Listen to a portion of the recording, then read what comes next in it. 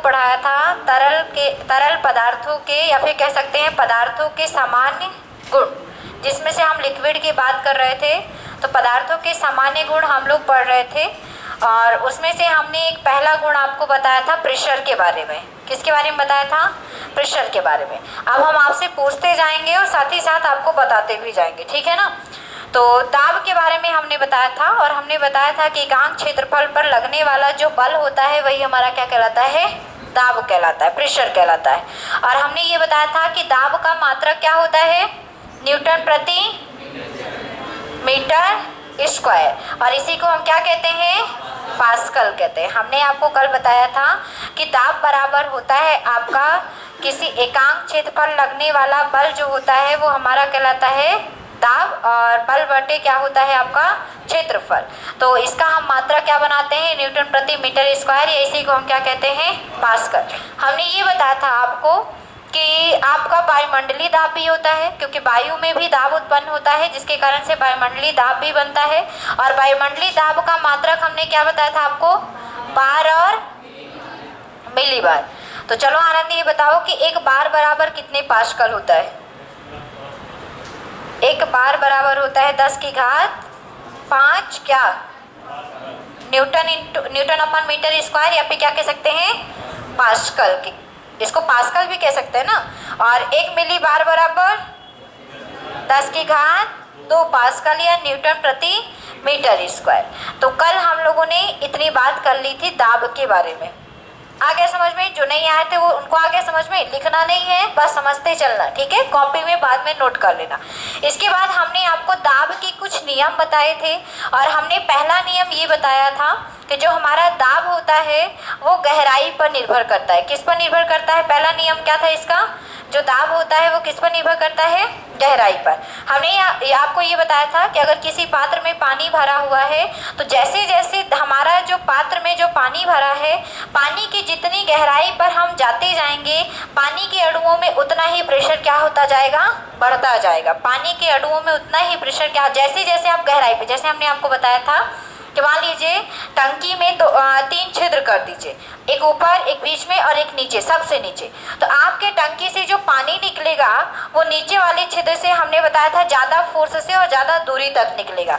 इसकी वाली अपेक्षा में ये थोड़ा सा कम दूरी तक निकलेगा और इसके अपेक्षा में ये थोड़ा सा और कम दूरी तक निकलता है, क्योंकि यहाँ पे प्रेशर थोड़ा कम होता है, यहाँ पे प्रेशर थोड़ा सा ज़्यादा होगा और सबसे ज़्यादा कहाँ होगा? आपके गहराई में। जैसे जैसे गहराई बढ़ती जाएगी प्रेशर उतना ज़्यादा पानी के अणुओं में क्या होगा? बढ़ता जाएगा। फिर हमने आपको सेकंड नियम क्या बताया था कि जो दाब होता है वो प्रत्येक सतह पर एक समान रूप से क्या होता है? लगता है। सतह पर कैसा लगता है? एक समान रूप। मान लीजिए आप बॉटल में ये पानी भर रहे हैं और पानी के जो अणु है उसमें प्रेशर है, पानी के अणुओं में प्रेशर है। और प्रेशर ऐसा नहीं है कि इस सतह पर प्रेशर ज़्यादा होगा कि इस सतह पर प्रेशर ज़्यादा होगा कि ऐसा, बिल्कुल नहीं। इसके प्रत्येक सतह पर पानी के अणुओं द्वारा प्रत्येक सतह पर दाब क्या होता है?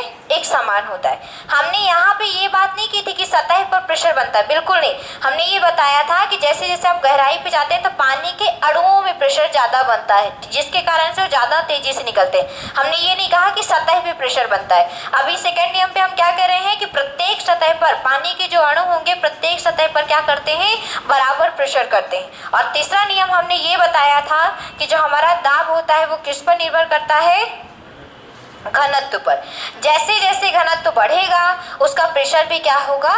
बढ़ेगा। और घनत्व का कल हमने मतलब बताया था आपको इजीली रूप से, आप समझ लीजिए भार से। क्या समझ लें हम? भार से। जो वस्तु जो आपका द्रव जितना ज़्यादा गाढ़ापन होगा, भारी होगा, उस पर प्रेशर क्या होगा? उतना ज़्यादा होगा। आ गया सबको समझ में? हमने इतना आपको कल दाब के बारे में बताया था। कुछ चीज़ें थी जो छूट गई हैं तो अभी उसको साथ में बता देते हैं, वो सुन लीजिए, ठीक है। ये आपने 3 नियम सुन लिए, जान लिए, लेकिन एक और नियम था आपका, दाब आपका अनुक्रमानुपाती होता है, ताप व्युत्क्रमानुपाती होता है टेम्परेचर के। कैसा होता है हमारा दाब? ताप के क्या होता है? व्युत्क्रमानुपाती। व्युत्क्रमानुपाती का मतलब है उल्टा होना।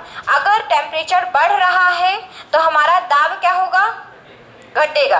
और अगर टेम्परेचर घट रहा है तो दाब क्या होगा? बढ़ेगा। तो ये बात आप ध्यान पे रखिएगा कि अगर पेपर में पूछ ले कि बताइए हमारे टेम्परेचर का प्रभाव प्रेशर पर कैसा पड़ता है, तो हमेशा उल्टा होता है। अगर ताप बढ़ाएंगे, टेम्परेचर बढ़ाएंगे, तो प्रेशर धीरे धीरे क्या होता जाएगा, कम होता जाएगा। और टेम्परेचर अगर हम घटाएंगे तो प्रेशर क्या होता जाएगा, बढ़ता जाएगा। यहाँ पे ये जो आपका लिखा हुआ है, दाब हमारे घनत्व के अनुक्रमानुपाती होता है, दाब हमारे ताप के व्युत्क्रमानुपाती होता है, ये आपके इफेक्ट करते हैं वायुमंडल के दाब को। किसको इफेक्ट करते हैं? ये वायुमंडल दाब को इफेक्ट करते हैं। अब समझना, हमने ये बताया कि जो आपका वायुमंडलीय दाब होता है वो हम किससे मापते हैं? बैरोमीटर से। किससे मापते हैं? बैरोमीटर। तो एक क्वेश्चन बना करता है कि आपके जो बैरोमीटर होता है जिससे हम वायुमंडलीय प्रेशर मापते हैं, एटमॉस्फेयर प्रेशर मापते हैं, उसमें क्या भरा होता है? तो याद रखेंगे बैरोमीटर में कौन सा लिक्विड भरा होता है? पारा। माइंड पे सेट करते चलिएगा सब कुछ, ठीक है। हम वायुमंडलीय दाब किससे मापते हैं? बैरोमीटर से। और बैरोमीटर में क्या भरा होता है? पारा भरा होता है। अब समझना थोड़ा सा, मान लो ये बैरोमीटर है और यहाँ पे आपका प्रत्येक मान लिखा हुआ है। हम लिख देते हैं 1 2 3 4, कुछ मान लिख देते हैं आपका। ये मान लीजिए यहाँ पे छोटी सी नली है और इसमें लिक्विड भरा हुआ है आपका कौन सा? पारा। अब ध्यान से समझना, ठीक है, इस चीज को। यहाँ पे पारा भरा हुआ है, यहाँ पे मान लिखे हुए हैं। आप यहाँ पे ये मान लो ये है 76 सेंटीमीटर, पारे का ही के यहाँ पे मानक मान दिया होता है 76 सेंटीमीटर। अगर पेपर में ये क्वेश्चन आ जाए कि मान लीजिए पारा हमारा धीरे धीरे इस में ऊपर की ओर चढ़ रहा है, इस मापक में बैरोमीटर में ऊपर की ओर चढ़ रहा है, तो मौसम कैसा होगा? तो आप बताइए कि अगर पारा धीरे धीरे ऊपर की ओर मान की ओर चढ़ रहा है, क्योंकि हम नापते हैं ना, हम क्या माप रहे हैं इस बार? वायुमंडलीय दाब माप रहे हैं। तो हम वायुमंडलीय दाब देखने के लिए कि यहाँ पे प्रेशर कैसा होगा, तो मान लीजिए ये हमारा जो पारा है वो प्रेशर के साथ आपका ऊपर बढ़ रहा है, तो बताइए मौसम में क्या प्रभाव पड़ेगा? मौसम साफ होगा कि तूफान आएगी, आंधी आएगी, कि या फिर कुछ और होगा? अगर धीरे धीरे वायुमंडलीय दाब ऊपर बढ़ता है, याद रखना पहला पॉइंट, अगर वायुमंडलीय दाब या बैरोमीटर पे जो पारा है वो धीरे धीरे अगर ऊपर बढ़ता जाता है, वायुमंडलीय दाब धीरे धीरे अगर ऊपर बढ़ता है, तो हमारा जो मौसम होता है वो साफ होता जाएगा और थोड़ा सा क्या होगा?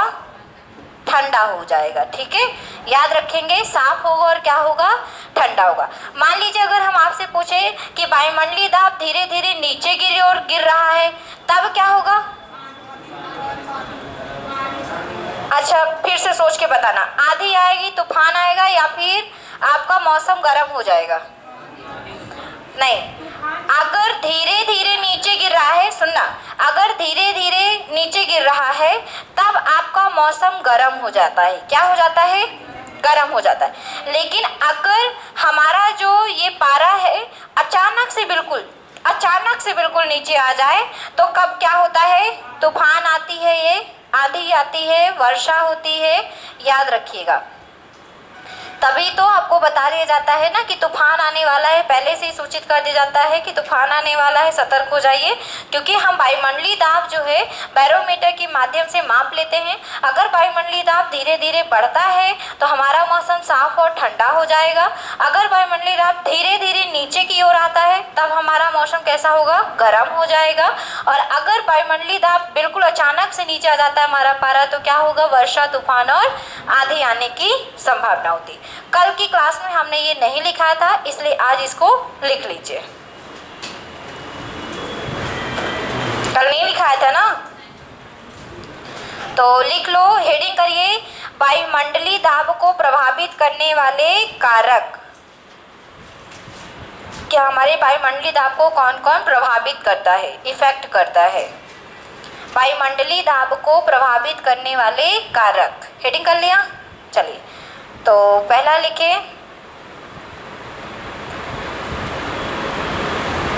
ये वाला पहला लिख लीजिए, दाब अनुक्रमानुपाती होता है घनत्व के। पहला लिखेंगे, दाब अनुक्रमानुपाती होता है घनत्व के, डायरेक्टली प्रोपोर्शनल है किसके? डेंसिटी के, ठीक है। दाब किसके आपके अनुक्रमानुपाती होता है? घनत्व के। इसमें लिखे अर्थात इसको लिखना है, बस इसको लिखना है। दाब अनुक्रमानुपाती होगा घनत्व के। और आगे लिखिए, अर्थात वायु का घनत्व बढ़ने पर, अर्थात वायु का घनत्व बढ़ने पर, वायु का घनत्व बढ़ने पर वायुमंडलीय दाब भी बढ़ेगा। अर्थात वायु का घनत्व बढ़ने पर, वायु का घनत्व बढ़ने पर वायुमंडलीय दाब भी क्या होगा, बढ़ेगा। क्योंकि ये क्या है, एक दूसरे के अनुक्रमानुपाती है। घनत्व बढ़ेगा तो दाब भी बढ़ेगा, घनत्व घटेगा तो दाब भी घटेगा। दूसरा लिखेंगे, दाब व्युत्क्रमानुपाती है ताप के, टेम्परेचर के।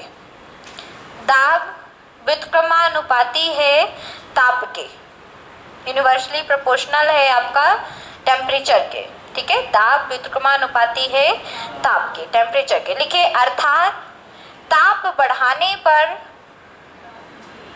ताप बढ़ाने पर टेम्परेचर, ताप बढ़ाने पर, ताप बढ़ाने पर वायुमंडलीय दाब कम होगा।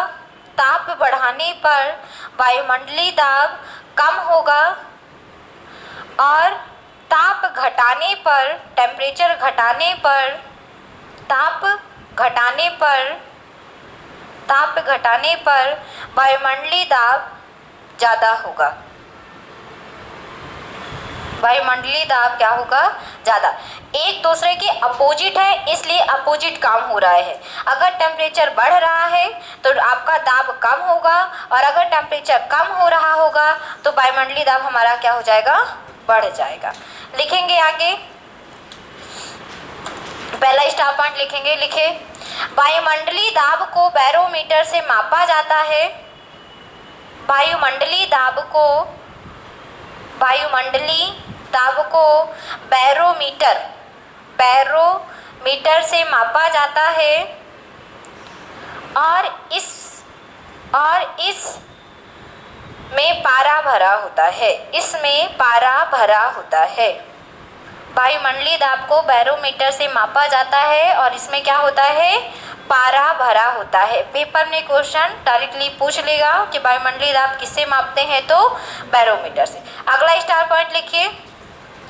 लिखिए, यदि वायुमंडलीय दाब धीरे धीरे बढ़ता है, यदि वायुमंडलीय दाब धीरे धीरे बढ़ता है, वायुमंडलीय दाब धीरे धीरे बढ़ता है तो मौसम साफ और कुछ ठंडा होता जाता है। वायुमंडलीय दाब जब धीरे धीरे बढ़ता है तो मौसम साफ और क्या होता है, कुछ ठंडा होता जाता है, ठंडा होता जाता है। दूसरा पॉइंट लिखिए, वायुमंडलीय दाब जब धीरे धीरे गिरता है, वायुमंडलीय दाब जब धीरे धीरे गिरता है, वायुमंडलीय दाब जब धीरे धीरे गिरता है तब मौसम गर्म होता जाता है। वायुमंडलीय दाब जब धीरे धीरे क्या होता है, नीचे गिरता है, तब मौसम क्या होगा, गर्म होता जाता है। फिर है आपका तीसरा, लिखिए, तीसरा पॉइंट लिखेंगे, वायुमंडलीय दाब जब अचानक से गिर जाता है, वायुमंडलीय दाब जब अचानक से गिर जाता है, अचानक से गिर जाता है, तब आंधी, तूफान और वर्षा होती है।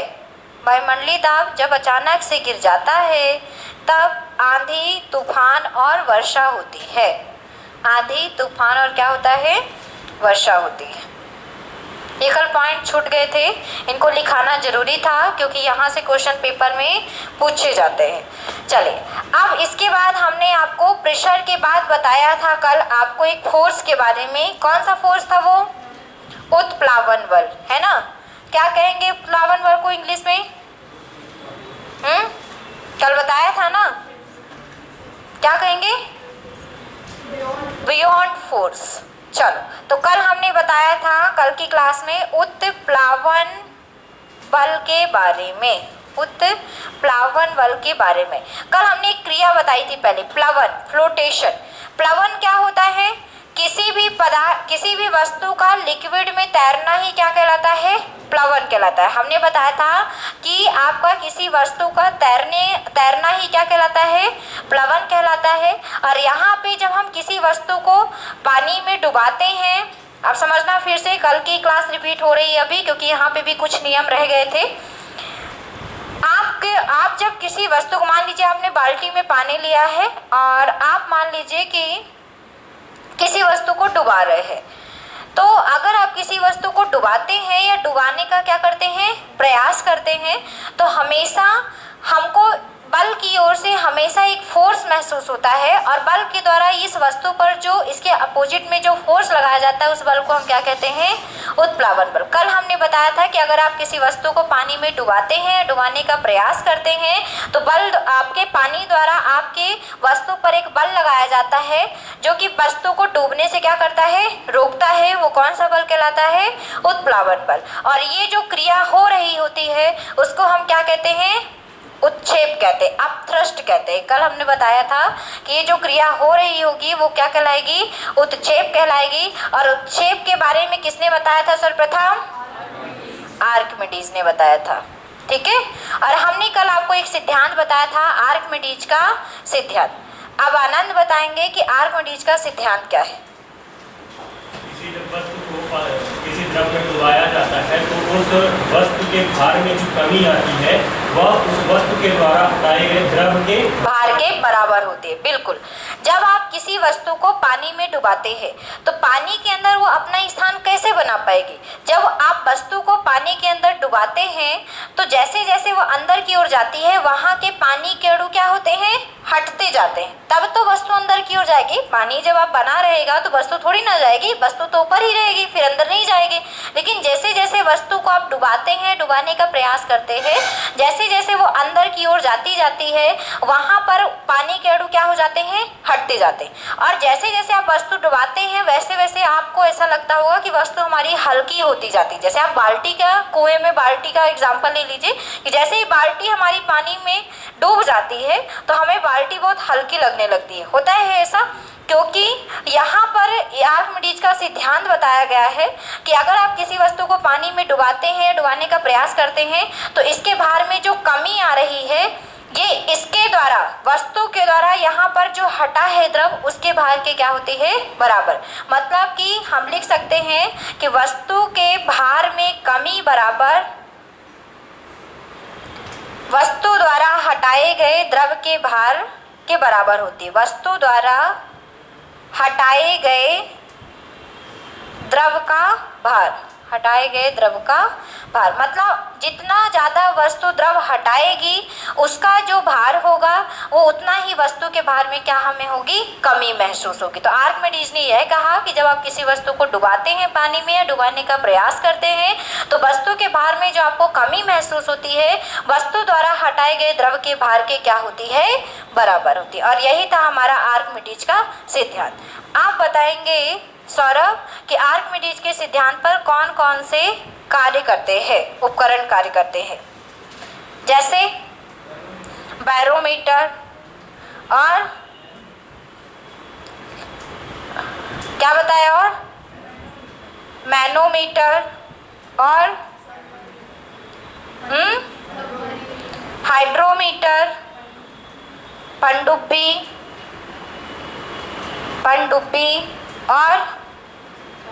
और कुछ भी था।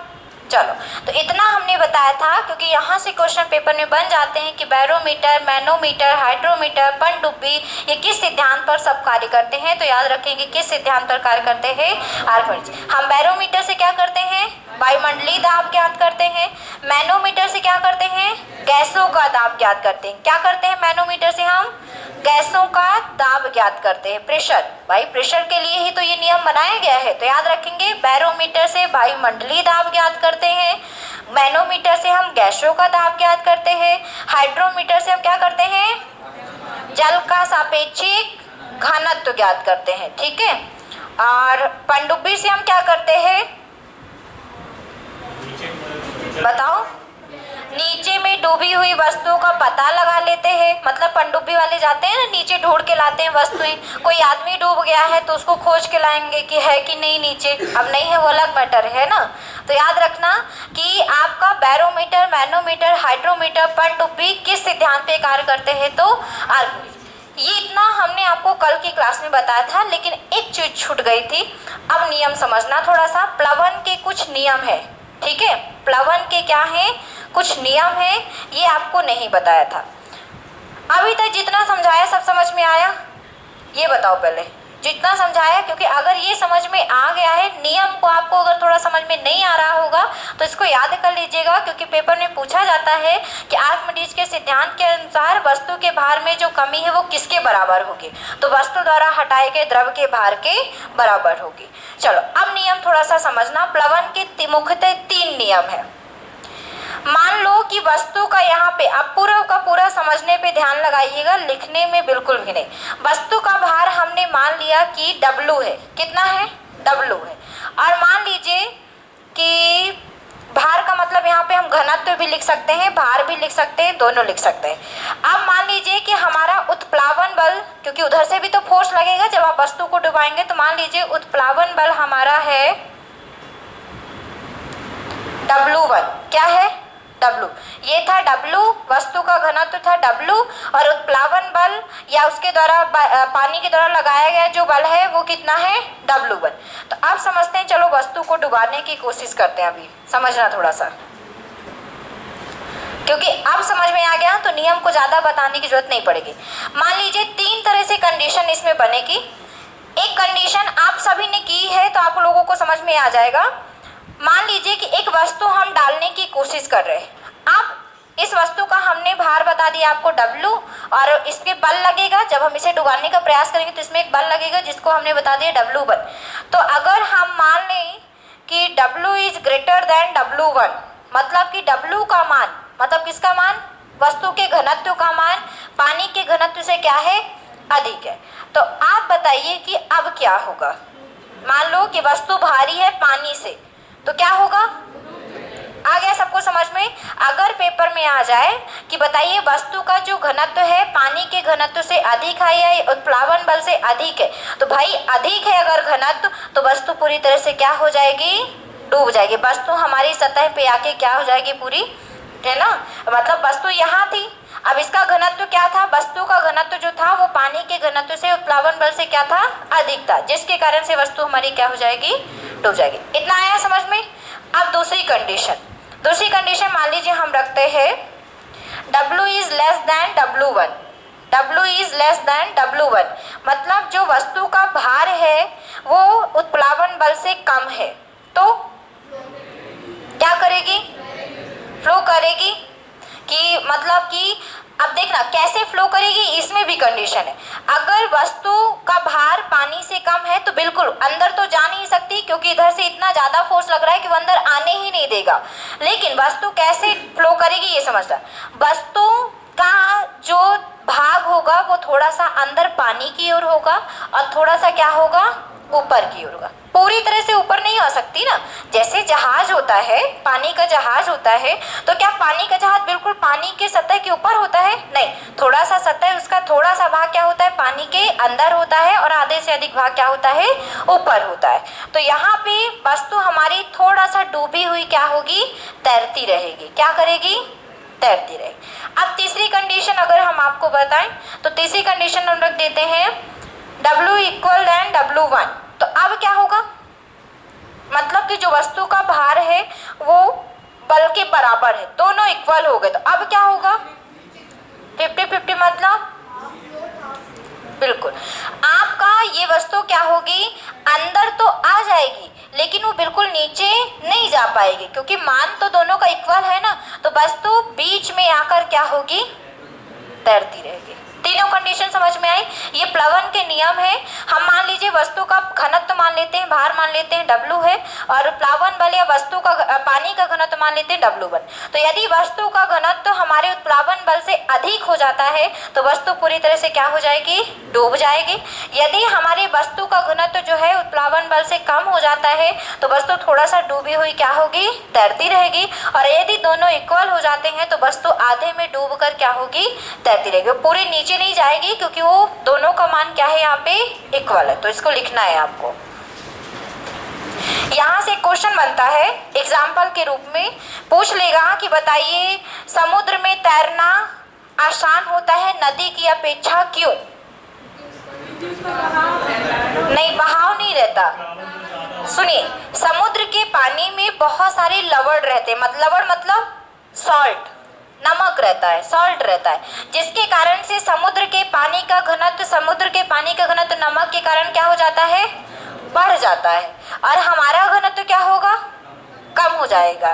कम हो जाने के कारण हम क्या होंगे, उस पर आसानी से तैर सकेंगे। लेकिन आपकी जो नदी का पानी होता है, तालाबों का पानी होता है, वो मीठा पानी होता है, उसमें नमक नहीं होता, जिसके कारण से घनत्व पानी का, नदी के पानी का घनत्व क्या हो जाएगा, कम हो जाएगा। हमारी अपेक्षा क्या हो जाता है, कम हो जाता है, जिसके कारण से हम नदी में आसानी से तैर नहीं सकते। समुद्र में एक बार आप हाथ ना भी ऐसे करोगे तो भी तैरते रहोगे, क्योंकि आपका जो घनत्व है वो उसके पानी से क्या है, मतलब कम है, इस कारण से आप उसमें आसानी से तैर सकेंगे। लेकिन आपका नदी का पानी अगर आप ऐसे ऐसे नहीं किए तो आप फिर ऐसे ऐसे हो जाएंगे। आए समझ में? चलो लिखो प्लवन का नियम, लिखिए प्लवन के नियम, प्लवन के नियम लिखिए। यदि वस्तु का घनत्व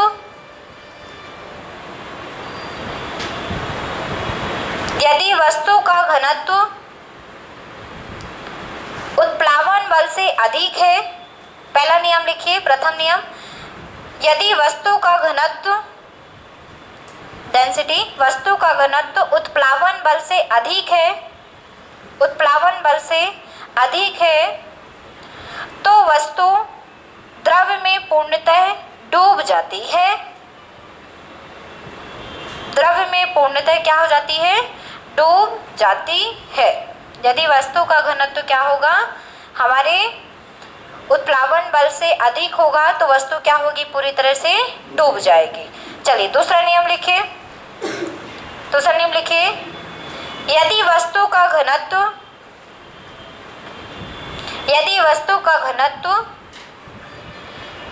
द्रव के घनत्व से कम है, यदि वस्तु का घनत्व द्रव के घनत्व से कम है, द्रव के घनत्व से कम है, द्रव के घनत्व से कम है, तो वस्तु द्रव में अंशतः डूबी हुई तैरती रहेगी। तो वस्तु द्रव में अंशतः डूबी हुई, अंशतः मतलब थोड़ा सा, है ना, अंशतः डूबी हुई, थोड़ा सा डूबी हुई तैरती रहेगी। तो वस्तु अंशतः द्रव में डूबी हुई क्या रहेगी, तैरती रहेगी। जैसे एग्जाम्पल के लिए लिखना है तो नाव लिख लीजिए, नाव। चलिए अगला लिखिए, तीसरा नियम, यदि वस्तु का घनत्व द्रव के घनत्व के बराबर है, यदि वस्तु का घनत्व द्रव के घनत्व के बराबर है, द्रव के घनत्व के बराबर है, तब वस्तु द्रव में पूरी तरह डूबी हुई, तब वस्तु द्रव में पूरी तरह डूबी हुई, द्रव में पूरी तरह डूबी हुई बीच में तैरती रहेगी।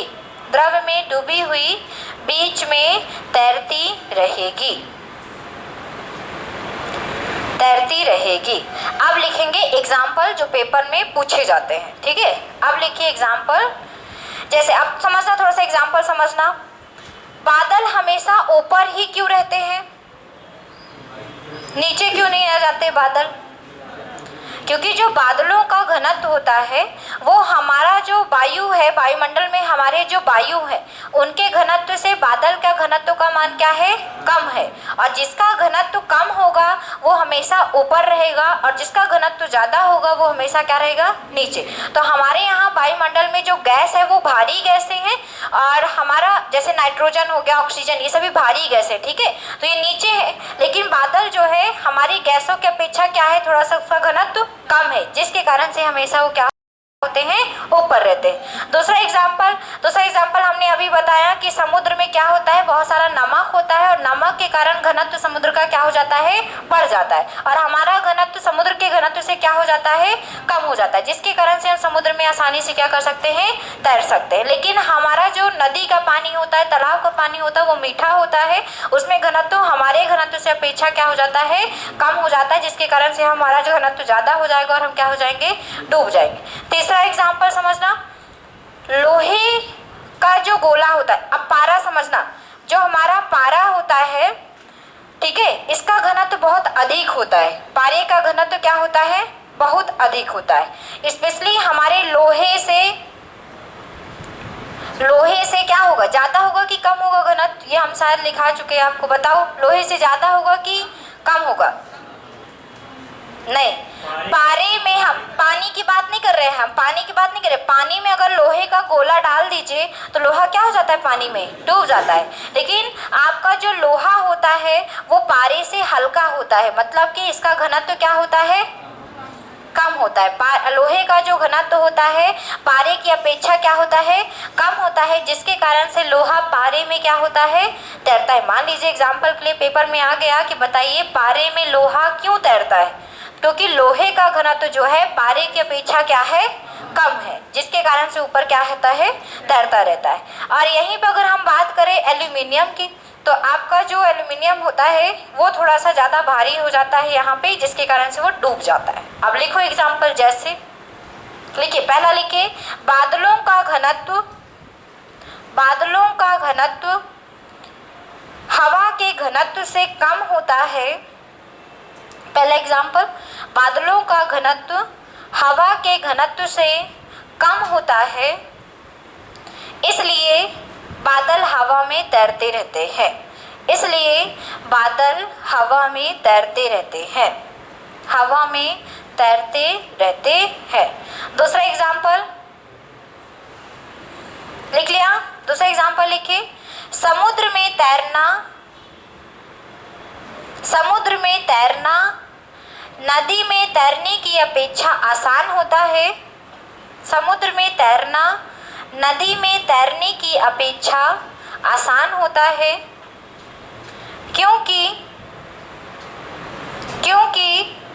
समुद्र के पानी का घनत्व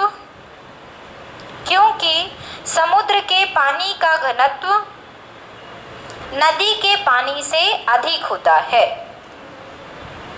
क्योंकि समुद्र के पानी का घनत्व नदी के पानी के घनत्व से अधिक होता है, नदी के पानी के घनत्व से क्या होता है, अधिक होता है। ठीक, अब तीसरा एग्जाम्पल लिखिए, लोहे का गोला पारे में तैरता रहता है।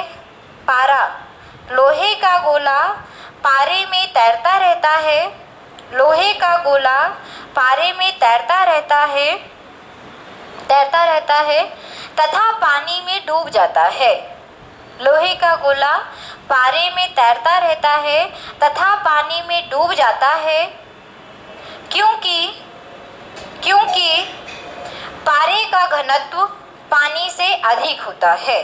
क्योंकि पारे का घनत्व पानी से अधिक होता है।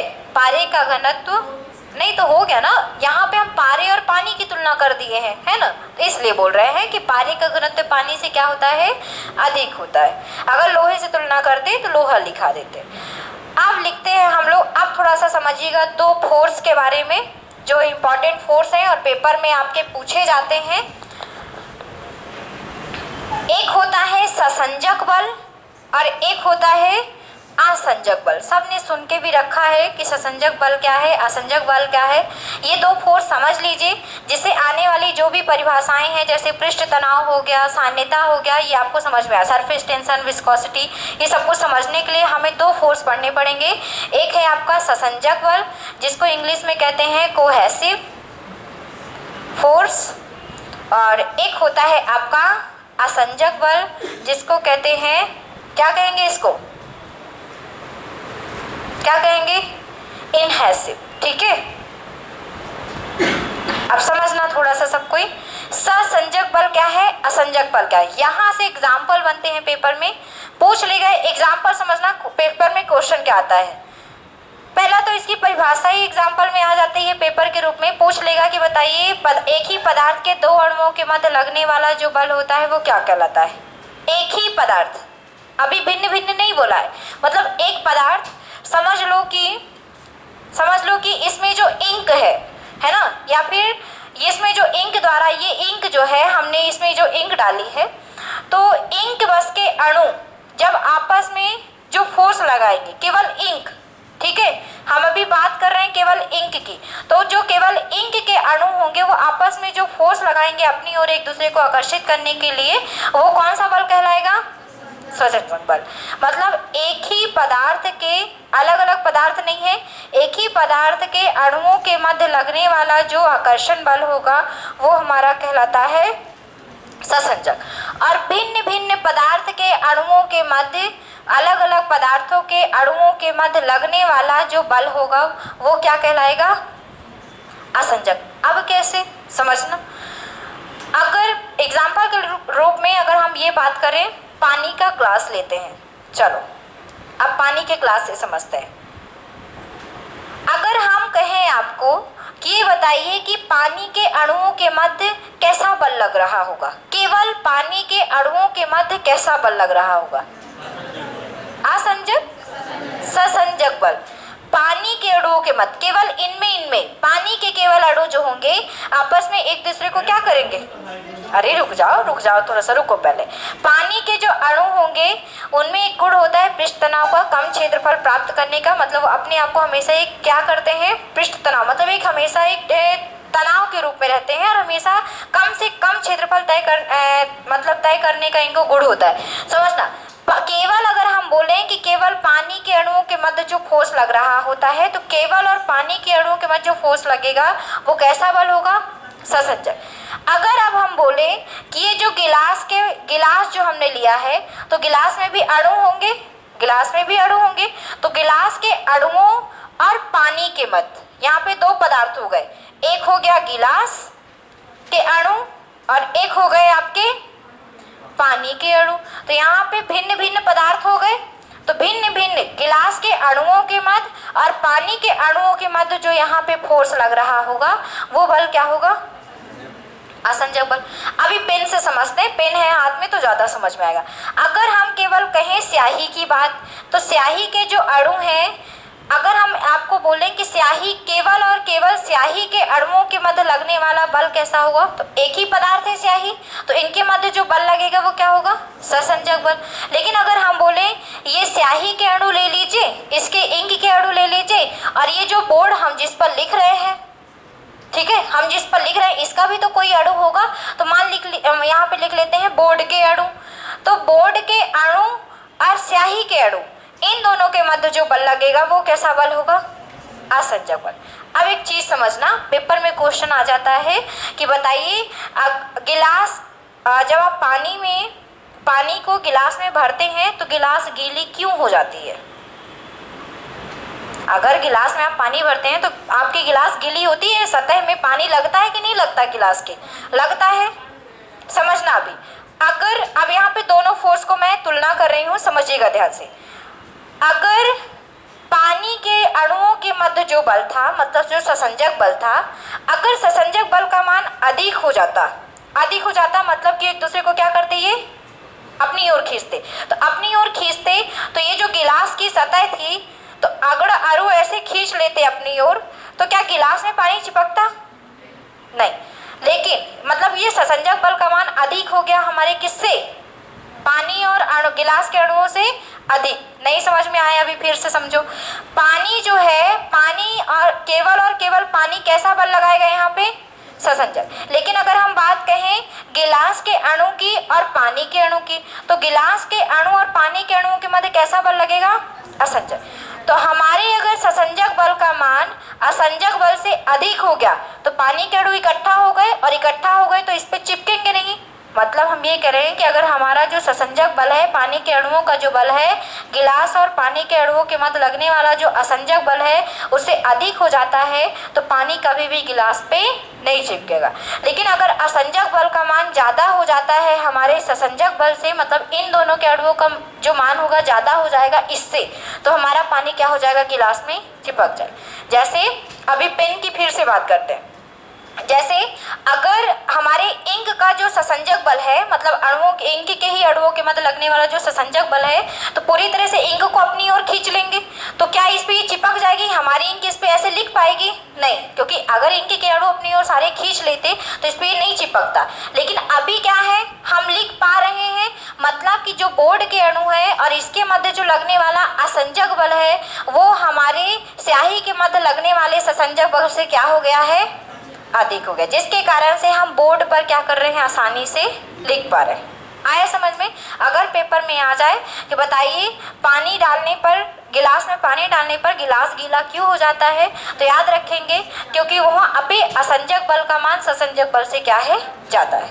अगर ऐसा पूछ ले, केवल परिभाषा आ जाए कि एक ही पदार्थ के अणुओं के मध्य लगने वाला आकर्षण बल क्या होगा? तो ससंजक। और भिन्न भिन्न पदार्थों के अणुओं के मध्य लगने वाला जो आकर्षण बल होगा वो क्या होगा? आसंजक। हो गया? चलो लिखो इसके बारे में। थोड़ा सा दिमाग पे जोर देना पड़ेगा, क्योंकि यहाँ पे जैसे आप कॉपी पे लिखते हैं, समझना यहाँ पे, आप खुद पे समझना। भी आप कॉपी पे लिखते हैं तो आपके पेन में क्या भरी है? स्याही भरी है, इंक भरी है। अगर इंक अपनी ओर ही सारे आकर्षण बल लगा लेती तो आप कॉपी पे क्या लिख पाते? नहीं। लेकिन हमारा जो कॉपी है और हमारा जो पेन है, दोनों के मध्य कौन सा बल लगेगा? असंजक। तो दोनों का मान अधिक हो गया और हमारी स्याही का मान कम हो गया, जिसके कारण से हमारी स्याही कॉपी पर चल पा रही है। लिखो, अब आ गया समझ में? लिखिए ससंजक बल, हेडिंग करिए कोहेसिव फोर्स। कोहेसिव फोर्स लिखिए।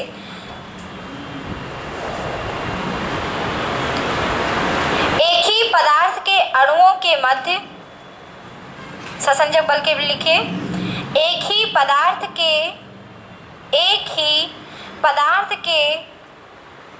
अणुओं के मध्य, एक ही पदार्थ के अणुओं के मध्य लगने वाला, एक ही पदार्थ के अणुओं के मध्य लगने वाला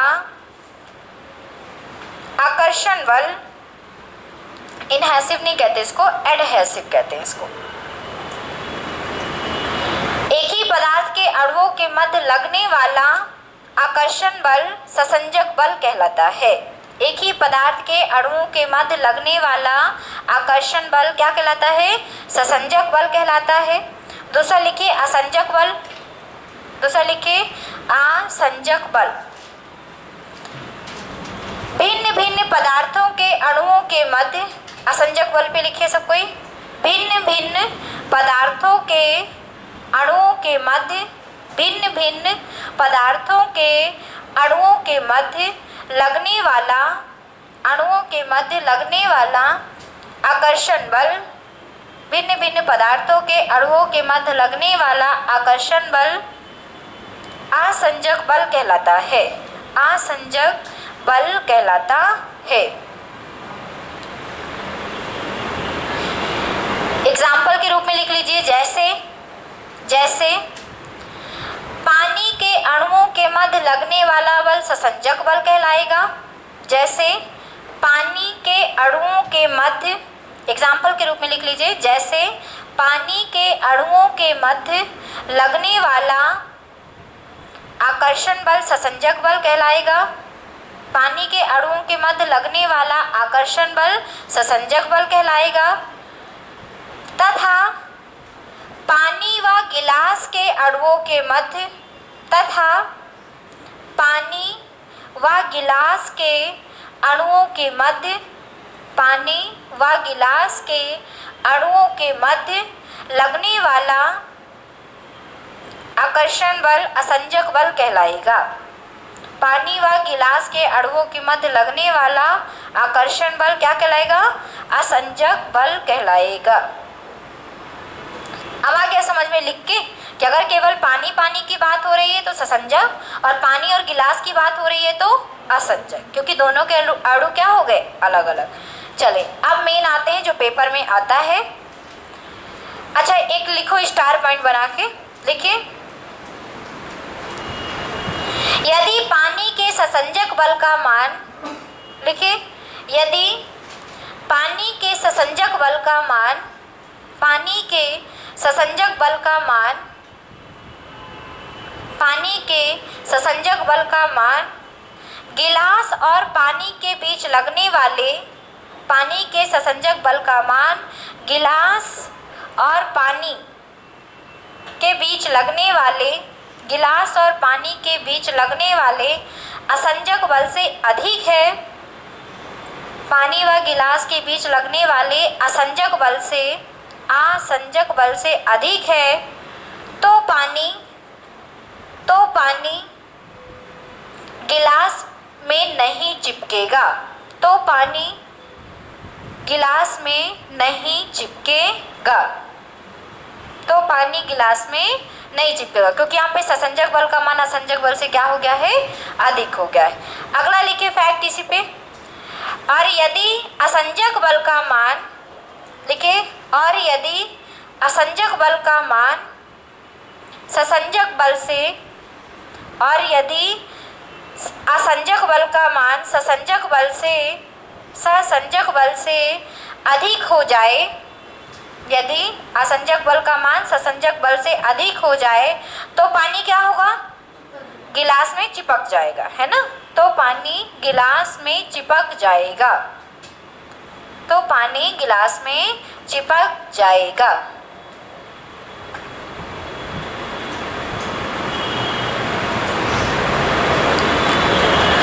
एग्जाम्पल के रूप में लिख लीजिए। एग्जाम्पल जैसे पहला एग्जाम्पल लिखेंगे, कागज में पेन से लिख पाना। पहला एग्जाम्पल, कागज में पेन से लिख पाना, कागज में पेन से लिख पाना, बोर्ड में मार्कर से लिख पाना या चॉक से लिख पाना, बोर्ड में चॉक या मार्कर से लिख पाना, बोर्ड में चॉक या मार्कर से लिख पाना। ठीक है, तो इस प्रकार हम देखते हैं कि जो हमारा ससंजक बल है, असंजक बल है, इससे संबंधित जो परिभाषा बची हुई है, पृष्ठ तनाव, श्यानता अभी बचा हुआ है, क्योंकि इनके बारे में पेपर में क्वेश्चन पूछा जाता है। बर्नौली प्रमेय बचा हुआ है, और भी बहुत सारी चीज़ें हैं जो कल आपका ये पूरी तरह से खत्म हो जाएगा। इसके बाद हम लोग पढ़ेंगे प्रकाश।